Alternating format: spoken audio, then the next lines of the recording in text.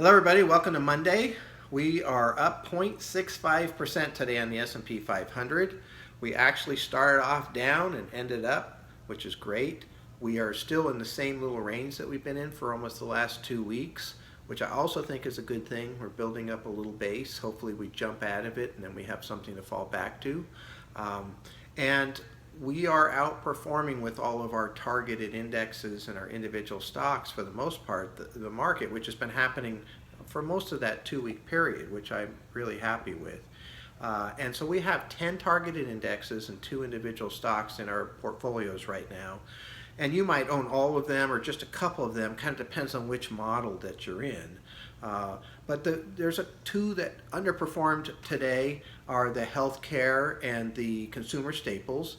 And we bought those pretty much at the bottom, so we have big gains in those at this point in time, and I'm still watching to see how those do and fairly happy with them overall.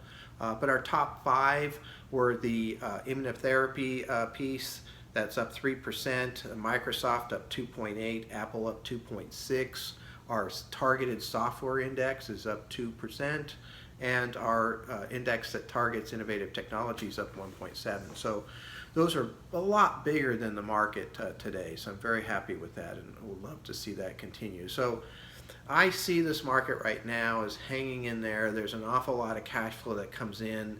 It was great to see it come from opening up down to ending up at the end. I think that shows some strength, and our particular mixture of stocks is outperforming the market quite well right now. I don't know if that'll continue forever. We might have to make adjustments obviously in the future, but I'm very happy with where things are right at the moment.